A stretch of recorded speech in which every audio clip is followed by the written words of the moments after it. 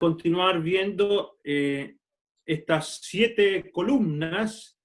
Hemos empleado esa figura de 7 columnas basado en lo que en el libro de Proverbios se nos dice en el capítulo número 9, en el verso 1, la sabiduría edificó su casa, labró sus 7 columnas. Y entendemos que la casa de Dios es la iglesia, columna y baluarte de la verdad. Y por lo tanto vamos a ver estas 7 columnas o prácticas del Nuevo Testamento para la iglesia naciente. Y hoy día nos corresponde ver la segunda columna, el bautismo. Vamos a ir al libro de los Hechos, capítulo 2, el libro de los Hechos de los Apóstoles, capítulo número 2, en el verso número 41 y 42 se mencionan estas 7 columnas. Nos dice ahí en Hechos capítulo 2, verso 41, así que, por lo tanto, los que recibieron su palabra, ahí está la conversión, fueron bautizados. Ahí está la segunda columna. Y se añadieron aquel día como 3.000 personas. Ahí está la tercera columna. Y perseveraban en la doctrina de los apóstoles, en la comunión unos con otros, en el partimiento del pan y en las oraciones. Y ahí en el verso 42 están las otras 4 columnas como verdades de la iglesia reunida en el nombre del Señor. Hoy día nos corresponde ver el bautismo, y solo quienes han recibido la palabra de Dios, la primera columna, son verdaderos hijos de Dios. Y esto es muy importante. Recibir la palabra de Dios es una muestra de una conversión, de ser un hijo de Dios, de haber nacido de nuevo. Hay personas que escuchan la palabra de Dios, pero no la han recibido. Yo no sé si es el caso de alguno de los amigos que están con nosotros esta noche. A lo mejor usted es simpatizante, le gusta escuchar la Biblia, pero todavía no ha recibido en su corazón la verdad respecto de que Cristo murió por los pecados nuestros. Y para poder ser un hijo de Dios se necesita ejercer fe en la obra que Él realizó. Y eso demanda que realmente reconozcamos que hemos pecado contra Él, que somos pecadores. Hay quienes dicen, dura es esta palabra, ¿quién la puede oír? Y eso se registra en el Evangelio de Juan, en el capítulo 6, y desde ahí en adelante abandonaron al Señor muchos discípulos, le dieron las espaldas y se fueron. Y el Señor les preguntó a los apóstoles, ¿acaso queréis vosotros también iros?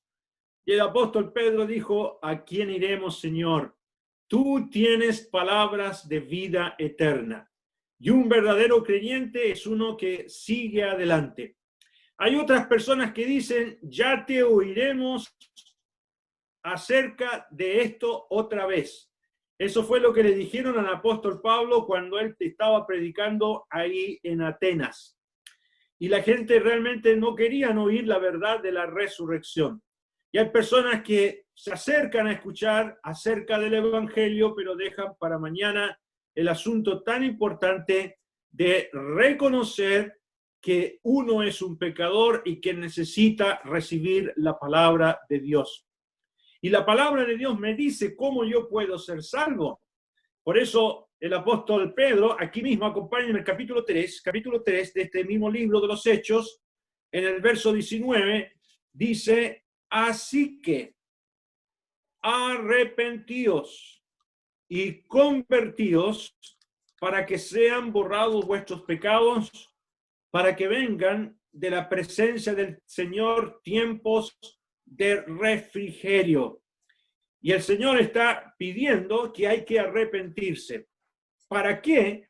Para recibir el perdón de los pecados y para que el pecado nuestro sea borrado. Y eso hay que recibirlo, hay que aceptarlo. Es necesario el arrepentimiento y la fe en el Señor Jesús. De otra manera, uno no puede salir de esa situación cual condenado. La Biblia dice, ninguna condenación hay para los que están en Cristo Jesús. ¿Y quiénes son ellos? Los que han recibido la palabra de Dios, los que han venido a este Salvador, porque en ningún otro hay salvación, porque no hay otro nombre bajo el cielo dado a los hombres en quien podamos ser salvos. Y es muy importante repetir esta verdad para quienes todavía no tienen la seguridad de su salvación, porque no han recibido la palabra. Una vez salvada, esa persona necesita ahora obedecer. Y el primer paso de obediencia es el bautismo. Esta es la segunda columna de una iglesia del Nuevo Testamento. Personas que se han convertido ahora necesitan obedecer el bautismo. Vamos a ver algunas cosas del bautismo. Vamos a ver qué es el bautismo, cuál fue el primer bautismo. Vamos a ver el significado del bautismo. Veremos las verdades que representa el bautismo cristiano y también vamos a ver el significado doctrinal que hay en el bautismo cristiano. El primer bautismo cristiano que se realizó es este que hemos leído aquí, cuando 3.000 personas bajaron a las aguas y se bautizaron.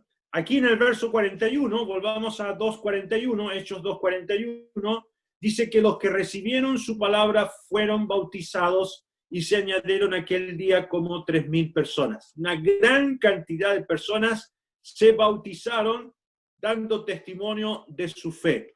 Estas personas habían recibido la palabra y realizaron este acto público bautizándose no para ser salvos. El bautismo no es para ser salvo. El bautismo tampoco es para pertenecer a la iglesia. El bautismo tampoco es para borrar el pecado original. El bautismo tampoco es para poder ofrendar. No, el bautismo es un testimonio público de personas que ya son salvas. Es una identificación con Cristo y es una muestra pública de que uno le pertenece a Él. Y cuando Pedro invita a estas 3.000 almas al arrepentimiento, incluyó la predicación del bautismo. Por ejemplo, en el verso número 38, Pedro les dice, 2:38, arrepentíos y bautícese cada uno de vosotros en el nombre de Jesucristo para perdón de los pecados y recibiréis el don del Espíritu Santo. El bautismo iba muy acompañado de cerca con la conversión. Y estas 3.000 personas, 53 días antes, habían preferido a Pilato en lugar del Señor Jesús.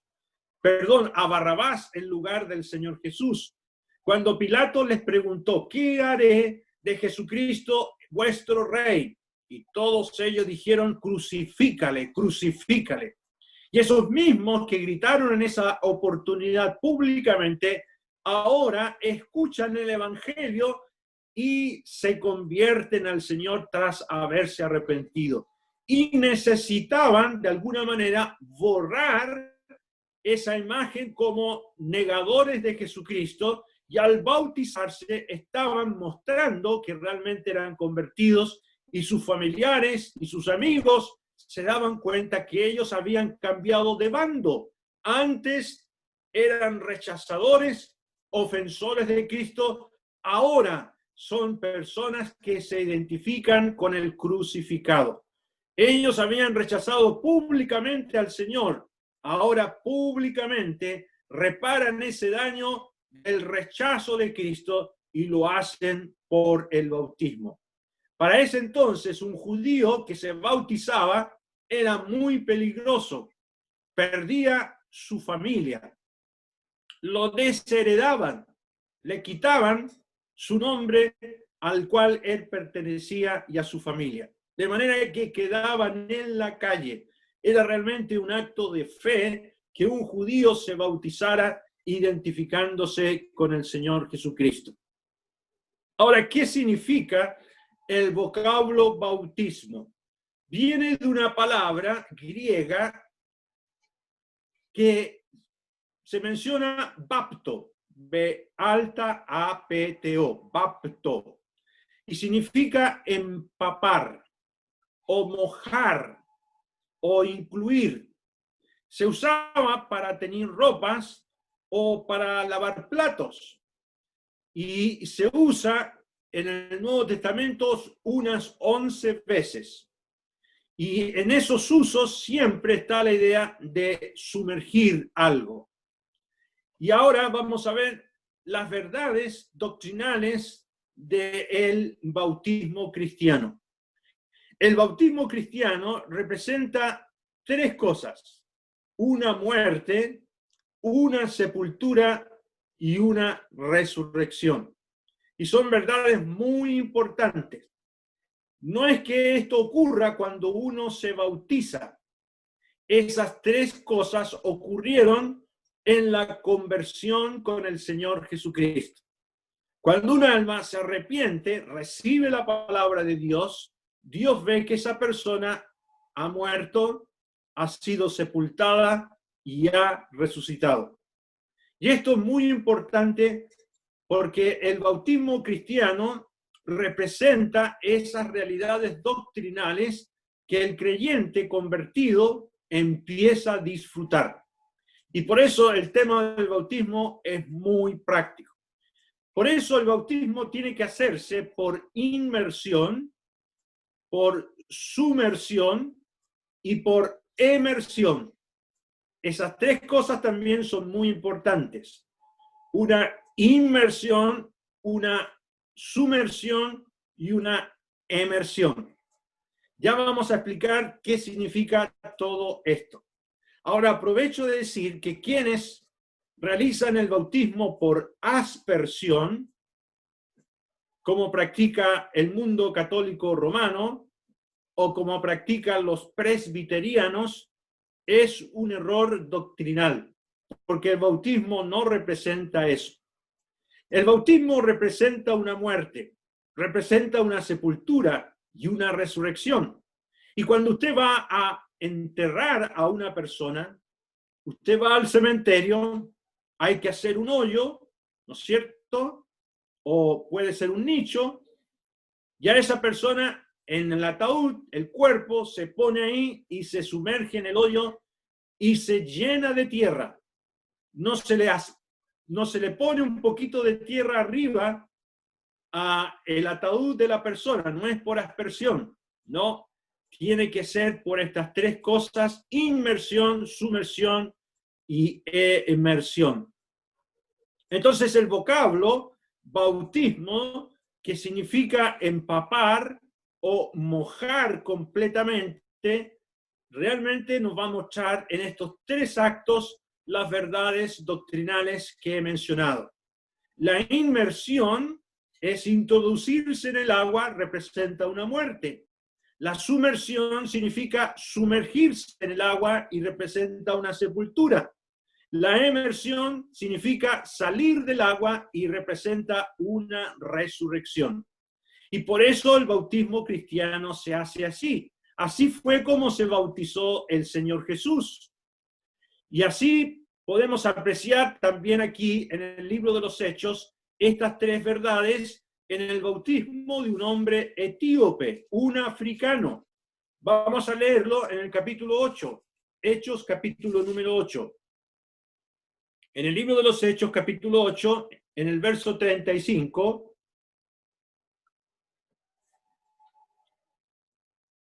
dice que Felipe, abriendo su boca, comenzó desde esta escritura, le anunció el evangelio de Jesús.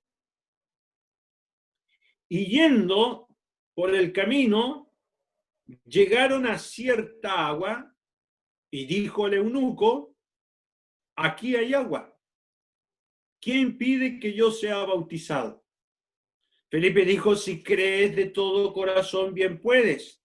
Y respondiendo dijo: creo que Jesucristo es el Hijo de Dios. Y mandó parar el carro y descendieron ambos al agua. Felipe y el eunuco y le bautizó. Cuando subieron del agua, el Espíritu del Señor arrebató a Felipe y el eunuco no le vio más y siguió gozoso su camino. Aquí tenemos las tres verdades que he mencionado.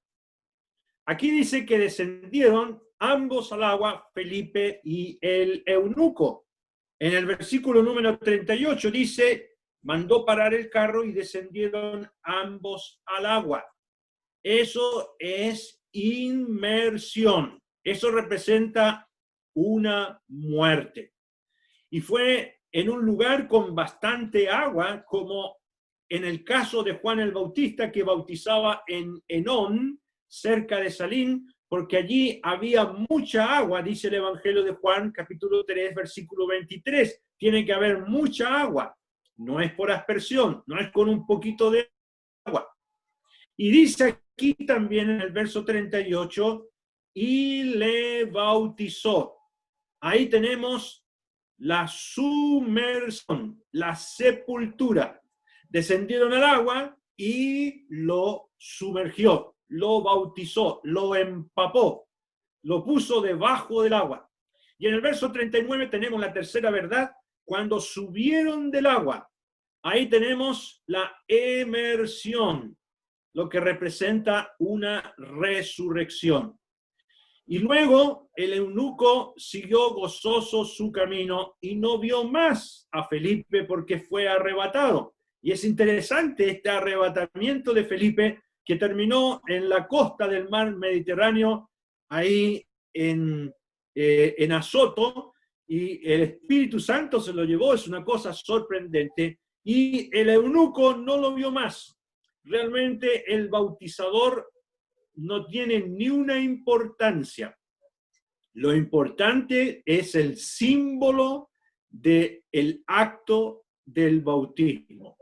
Hagamos un resumen. ¿Qué es lo que significa el bautismo del eunuco etíope? Él se sumergió, ¿no es cierto? Primero descendieron al agua, inmersión. Segundo, se bautizó, sumersión. Tercero, subió del agua, resurrección. Ese hombre, escuchando el Evangelio de Jesús, Felipe le habló de acerca de la muerte del Señor Jesús como aquel cordero que fue llevado al matadero y como aquella oveja que el eunuco entendió que era el Señor Jesús que había muerto por él. Y la pregunta tan interesante que en el verso 3, llegando a ser, dijo el eunuco, hay agua, ¿qué bautizar? Felipe dijo, si crees de todo corazón, bien puedes. Y respondió, creo que Jesucristo es el Hijo de Dios. ¿Cuál es el único impedimento para no ser bautizado? Ser un inconverso, ser un simpatizante, ser alguien que no ha recibido la palabra. Este hombre recibió la palabra. Él dijo, sí, creo. Creo que Cristo es el Hijo de Dios. No dijo siento. Hay personas que están esperando sentir algo. Una vez un caballero me dijo, bueno, todavía no siento nada. Estoy leyendo la Biblia, don Camilo, pero todavía no siento nada. Yo le dije, no hay que sentir algo. La salvación no es por sentir, la salvación es por creer. Él dijo, creo que Jesucristo es el Hijo de Dios, que ha venido para salvarme a mí. Entonces le procedió a bautizar Felipe a este hombre. Y esto es muy importante cada vez que una persona es salvada, que cree, es incluido en la iglesia como cuerpo de Cristo. En ese momento, el Espíritu Santo hace su ministerio bautizador, incorporó en la iglesia el cuerpo de Cristo. Y en un sentido, lo sumergió, lo sepultó en la muerte de Cristo y también lo resucitó juntamente con Cristo. Y esos acontecimientos son parte de lo que en la Biblia se llama la regeneración. Dios hace un cambio interior en el que cree, sin que uno se dé cuenta, el Espíritu Santo hace esta obra de regeneración, saca el corazón de piedra, coloca un corazón de carne y un nuevo espíritu. Y nos toma, nos sella y nos incluye en el cuerpo de Cristo, la iglesia. Entonces, estas verdades doctrinales son muy importantes. ¿Qué efecto tiene esto sobre nuestras vidas? Es muy importante entenderlo. El creyente ha muerto a su vida antigua. Ahora puede vivir una vida nueva, una vida de resurrección. Puede ahora usar el poder de una vida resucitada. Y esto lo vamos a tener que remachar y aprender muy bien. Si tú dices que eres cristiano, incluso te has bautizado, y todavía estás con un pie en el mundo y otro en las cosas del Señor, tienes que replantearte tu salvación. Si tú no estás disfrutando de la vida cristiana, tienes que replantearte tu fe en el Señor. Vamos a ver entonces estas tres verdades. La inmersión representa una muerte. Y esto es muy importante, porque antes vivíamos separados de Dios, muertos en delitos y pecados. Ahora, al recibir a Cristo como nuestro Salvador, hemos muerto a esa vida antigua. Vamos a leerlo. Vamos a la carta a Romanos, capítulo número 7. La carta del apóstol Pablo, Romanos, capítulo 7. Dice en el verso número 2, aquí el apóstol está haciendo una comparación entre una mujer casada con un marido, y dice en el verso 2, porque la mujer casada está sujeta por ley al marido mientras éste vive. Pero si el marido muere, ella queda libre de la ley del marido. Así que si en vida del marido se uniere a otro varón, será llamada adúltera, pero si su marido muriere, es libre de esa ley, de tal manera que si se uniere a otro marido, no será adúltera. Verso 4. Así también vosotros, hermanos míos, habéis muerto a la ley mediante el cuerpo de Cristo, para que seáis de otro, del que resucitó de los muertos, a fin de que llevemos fruto para Dios. El creyente ha muerto a la ley. El marido, del cual está haciendo la comparación en el matrimonio, es la ley. Y la ley exige santidad. La ley persigue al ser humano. ¿Y quién no ha quebrantado la ley? Y al creer en el Señor Jesucristo como nuestro Salvador, somos absueltos de la condenación de la ley. Somos perdonados, somos justificados y hemos muerto con Cristo a la ley. Somos de otro. Aquí dice, habéis muerto a la ley mediante el cuerpo de Cristo. ¿Y por qué se menciona el cuerpo de Cristo? Porque allí llevó en su cuerpo el Señor nuestros pecados. Él fue hecho maldición por nosotros. Maldito todo aquel que no permaneciere en las cosas escritas en la ley. Y Cristo fue hecho maldición por nosotros. Y nosotros ahora estamos librados de esa condenación. El creyente ha muerto a la ley. No que la ley haya muerto, no, la ley sigue viva. La ley es santa, buena, la ley es pura, permanece. Y la ley va a ser usada por Dios siempre para llevarnos a convertirnos. Pero nosotros ahora hemos muerto a la condenación de la ley, porque Cristo murió por nosotros. Pertenecemos ahora a Cristo. y ahora nuestra vida le pertenece a Él. Por eso el apóstol Pablo escribió ese hermoso texto: con Cristo estoy juntamente crucificado. Y ya no vivo yo, mas vive Cristo en mí. Y lo que ahora vivo en la carne, lo vivo en la fe del Hijo de Dios, el cual me amó y se entregó a sí mismo por mí. El creyente ha muerto. Cuando el Señor estaba muriendo el creyente. Y en ese momento, cuando Cristo estaba colgado en ese madero, el creyente también estaba colgado en ese madero. Eso es lo que está diciendo Pablo ahí en Gálatas 2:20. Con Cristo estoy juntamente crucificado, mas ya no vivo yo. Esa es la muerte del yo. Y además, la muerte a la condenación de la ley. Entonces es muy importante porque ahora ya yo estoy muerto a la condenación que había sobre mí y ahora puedo vivir una vida nueva. Y mi vida, si yo he muerto, pertenece a Él. Y dice Colosenses 3:3, acompáñeme Colosenses 3:3, la carta del apóstol Pablo a los Colosenses, capítulo 3, verso 3, dice: porque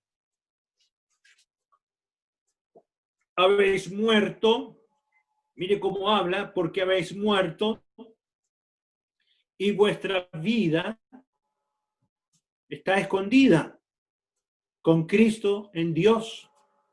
Y cuando Cristo, vuestra vida, se manifieste, entonces vosotros también seréis manifestados con Él en gloria. Y aquí es muy importante, el apóstol está diciendo que hemos muerto y que nuestra vida le pertenece a Él y está escondida en Dios. Está totalmente asegurado el destino de nuestra salvación. Le pertenece a Él y nosotros no somos dueños de nuestra vida. Ahí en 1 Corintios 6, el apóstol dice que por precio hemos sido comprados y nuestros cuerpos y nuestro ser le pertenecen a Dios. Ahora veamos la segunda verdad, la sumersión o la sepultura. Tiene mucho que ver con esta muerte, porque hemos sido sumergidos, sepultados en la muerte de Cristo. Vamos a leerlo en Romanos capítulo número 6, la carta a los Romanos capítulo número 6, el versículo número 3, Romanos 6, 3. Dice: ¿o no sabéis? El apóstol Pablo siempre enseña con preguntas. ¿O no sabéis que todos los que hemos sido bautizados, ahí está la palabra bautismo, que significa bautismo, sumergidos o incluidos, todos los que hemos sido incluidos o sumergidos en Cristo Jesús, hemos sido incluidos o sumergidos en su muerte? ¿Ya? Hemos sido colocados en la condición de muertos con Él. Y Pablo luego agrega en el verso 4, porque somos sepultados juntamente con Él para muerte por el bautismo, a fin de que como Cristo resucitó de los muertos por la gloria del Padre, así también nosotros andemos en vida nueva. Esto es un asunto radical, hermanas y hermanos amados. Solamente el creyente puede decir: estoy muerto y sepultado con Cristo. Y significa que el creyente ha desaparecido, que el mundo ya no puede contar más con nosotros. Hemos sido sepultados. ¿Qué se hace cuando un cuerpo fallece? Hay que sepultarlo. Y ya no se puede contar más con esa persona. No hay penas pendientes. Y si tenía deudas, no se les pueden cobrar, porque murió y fue sepultado. Lo mismo ocurre con el creyente. La ley ya no nos persigue y la vida antigua ya no debería seguirnos. Las amistades que teníamos antes ya no deberían buscarnos. Y dice el verso 6, sabiendo esto, que nuestro viejo hombre fue crucificado juntamente con él, para que el cuerpo del pecado sea destruido, a fin de que no sirvamos más al pecado. Y aquí hay otra cosa importantísima. Deberíamos ahora decirle al pecado, yo no voy a responder. Y hermanos amados, el problema serio que tenemos nosotros con el pecado es que seguimos funcionando como si no hubiésemos muerto y sido sepultados con Cristo. Y reaccionamos a la vida antigua. No, el apóstol dice que no, que hemos sido sepultados con Él, para que no sirvamos más al pecado. Y cuando el pecado con su tentación se presenta a nuestra vida, nosotros podemos decir, yo no voy a responder. Es un acto de fe. Por eso dice el verso 11 aquí, Romanos 6, 11, dice el apóstol, así también vosotros consideraos muertos al pecado, pero vivos para Dios en Cristo Jesús, Señor nuestro.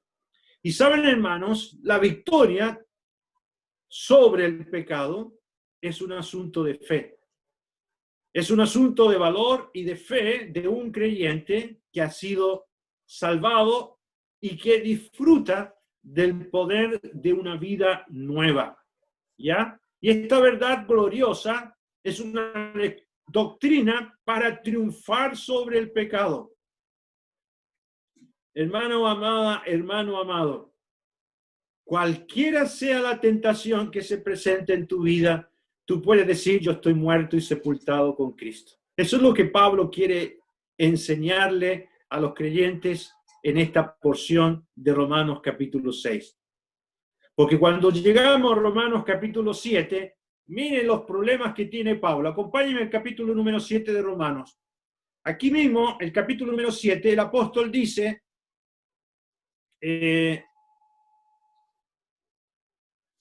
el verso 14, dice, porque sabemos que la ley es espiritual, mas yo soy carnal, vendido al pecado. Porque lo que hago no lo entiendo, pues no hago lo que quiero, sino lo que aborrezco, eso hago. Y si lo que no quiero, esto hago, apruebo que la ley es buena. De manera que ya no soy yo quien hace aquello, sino el pecado que mora en mí. Alguien ha dicho que Romanos capítulo 7 debería haber sido escrito antes de Romanos capítulo 6. No, está muy bien puesto Romanos capítulo 7 después del 6. ¿Sabe por qué? Porque ahora Pablo, aquí como creyente, está diciendo las luchas que él tenía, las mismas luchas que tienes tú y las que tengo yo. El problema con el pecado está aquí. Y el apóstol Pablo dice en el verso, explotando, dice en el verso 24, capítulo 7, 24, dice, miserable de mí, ¿quién me librará de este cuerpo de muerte? Y eso solamente lo puede decir un creyente que tiene esta lucha con el pecado. ¿Cómo se soluciona esto? Bueno, hay que volver a Romanos capítulo 6. Yo estoy muerto al pecado y estoy sepultado con Cristo Jesús. Por eso dice el verso 25 de Romanos 7, gracias doy a Dios por Jesucristo, Señor nuestro, así que yo mismo con la mente sirvo a la ley de Dios, más con la carne a la ley del pecado. Y lucho y batallo contra eso. Y el secreto está en reconocer que estoy muerto y sepultado con Cristo. Pero hay una tercera verdad. ¿Y cuál es la tercera verdad del bautismo? La emersión o la resurrección. Volvamos al capítulo anterior, Romanos 6, versículo número 4. Ahí el apóstol Pablo dice, porque somos sepultados juntamente con él para muerte por el bautismo, a fin de que como Cristo resucitó de los muertos por la gloria del Padre, así también nosotros andemos en vida nueva. Porque si fuimos plantados juntamente con él en la semejanza de su muerte, así también lo seremos en la de su resurrección. Y hermanos, mire, aquí está hablando de la resurrección del Señor. Tú también resucitaste con Él. No solamente tú has muerto con Jesús, no solamente tú fuiste sepultado con Jesús, sino que también resucitaste con Él. ¿Te fijas? Estas son verdades que ocurrieron con la muerte, sepultura y resurrección del Señor. Se llaman verdades posicionales. ¿Qué significa una verdad posicional? Es la posición en la cual Dios te ve. Dios te ve como muerto, sepultado y resucitado con su Hijo. Y nosotros debemos empezar a mirarnos como nos ve Dios. ¿Has pensado en eso? Dios dice que podemos vivir una vida nueva. Dios dice que fuimos plantados, unidos en la semejanza de la muerte de su Hijo. Y también Dios me dice que yo he resucitado con su Hijo. ¿Sabías, hermana, hermano, que Dios te ve resucitado? Y no solamente te ve resucitado, te ve sentado en los lugares celestiales. Por eso dice Efesios 2:6, y juntamente con él nos resucitó y asimismo nos hizo sentar en los lugares celestiales con Cristo Jesús. Hermano amado, la glorificación tuya y la mía para Dios es un tema ya resuelto. Dios ya te ve sentado en el cielo junto con su Hijo. ¿Cómo te ves tú? Ay, pobrecito de mí, aquí estoy con estas luchas que me tienen derrumbado y derrotado. Y siempre estoy con el mismo problema de la lujuria. Siempre estoy con el mismo problema del carácter malo. Siempre estoy con el mismo problema de los vicios que tenía antes. No, hermana, no, hermana. Si tú eres un verdadero hijo de Dios, ahora puedes decir, estoy muerto, estoy sepultado y he resucitado con Cristo. Y eso fue lo que tú exteriorizaste y mostraste en tu bautismo. Por eso el bautismo, hermanos, es un asunto muy práctico. Es un testimonio de estas tres verdades que acabamos de escuchar. Ahora, ¿cómo debe realizarse un bautismo cristiano? Volvamos a Hechos 2:38. En Hechos 2:38 dice que cuando Pedro estaba predicando ahí en el día de Pentecostés, dijo, arrepentidos y bautícese cada uno de vosotros en el nombre de Jesucristo. Fíjese que en el libro de los Hechos de los Apóstoles siempre se menciona que las personas se bautizaban en el nombre de Jesucristo. Lo mismo aparece en el capítulo 10, si quieren me acompaña, capítulo 10, en el verso número 48, cuando Pedro llega a la casa de Cornelio y dice que les mandó a bautizarles en el nombre del Señor Jesús.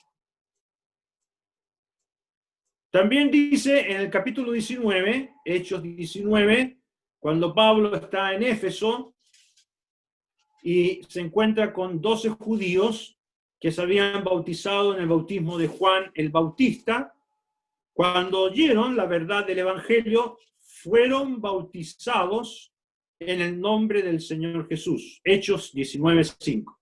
Bautizados en el nombre del Señor Jesús. La pregunta ¿es así como debe realizarse el bautismo? ¿Hay que mencionar en el nombre del Señor Jesús? No. Un bautismo que se realiza, te bautizo en el nombre del Señor Jesús, es un bautismo incompleto. ¿Cómo debe realizarse el bautismo? La forma correcta de bautizarse está en el gran enunciado o la comisión del Señor a los apóstoles. Vamos a Mateo capítulo 28. Mateo capítulo 28. En el capítulo 28, el Señor les dice a los discípulos, en el verso 19, tanto id y haced discípulos a todas las naciones, bautizándolos en el nombre. Mire, está en singular, en el nombre del Padre y del Hijo y del Espíritu Santo. Aquí se mencionan a 3 personas y un solo nombre. ¿Y por qué se dice en el nombre? Debería haberse dicho los nombres, en plural, ¿no? En el nombre, porque es un solo Dios. Un solo Dios y 3 personas. La persona del Padre, la persona del Hijo y la persona del Espíritu Santo. Esta es la manera de realizar el bautismo cristiano. De manera que cuando una persona baja el agua, y esto es lo que tiene que haber hecho Felipe con el eunuco, le tiene que haber dicho, te bautizo en el nombre del Padre, en el nombre del Hijo y en el nombre del Espíritu Santo. Eso se resume diciendo en el nombre del Señor Jesucristo. Y es muy interesante, ¿ya? Así tiene que ser. Se debe mencionar al Trino Dios. ¿Y por qué Lucas solamente menciona en el nombre del Señor Jesús? Porque Lucas resume, Lucas nos muestra todos los detalles, está dando el valor que tenía el acto del bautismo cristiano. La declaración en el nombre del Señor Jesucristo indica que la persona bautizada es ahora propiedad de aquel en cuyo nombre se bautiza. Esa es la idea. Cuando Lucas menciona en Hechos, porque él es el autor del libro de los Hechos, por eso digo Lucas, Lucas fue el que escribió el libro de los Hechos, al igual que su evangelio. Cuando Lucas menciona en el nombre del Señor Jesús, está indicando que esa persona que se está bautizando ahora es propiedad del Señor Jesucristo. Por eso aprendemos que el bautismo representa un cambio de dueño. Ese cambio ocurre no en el bautismo, ocurre en la conversión. En el momento que uno recibe la palabra de Dios, hay un cambio de dueño. Dios toma a esa persona, la hace suya. Y el bautismo representa aquello, ese cambio de dueño. Ahora, hay personas que se han bautizado mal. Yo me he encontrado con personas y conozco un hermano acá en Chile que dice que en su religión él fue bautizado en el nombre del Señor Jesús. Y los hermanos les explicamos, hermano, ese bautismo está mal hecho. Tiene que ser en el nombre del Padre, del Hijo y del Espíritu Santo.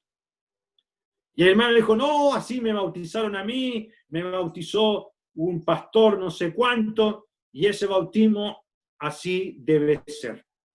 Le explicamos que no es así. Y todavía no quiere entender.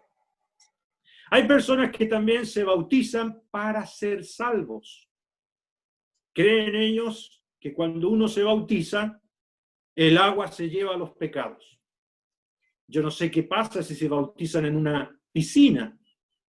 No, dicen, tiene que ser en un río para que el agua se lleve los pecados.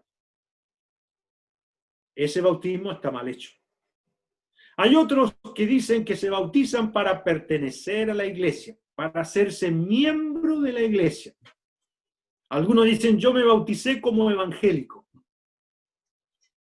No, ese bautismo también está mal hecho. Hay otros que se bautizan para borrar el pecado original. Eso es lo que cree la Iglesia Católica Romana y por eso bautizan a los infantes, a los niños. Todos esos bautismos son inválidos. Hay otros que se bautizan por los muertos. ¿Quiénes hacen eso? Los mormones. Se bautizan por todos sus antepasados. Y dicho sea de paso, los mormones son los que tienen el registro genealógico más completo que pueda existir en el mundo. porque se bautizan por todos sus antepasados. Pero eso no es bíblico.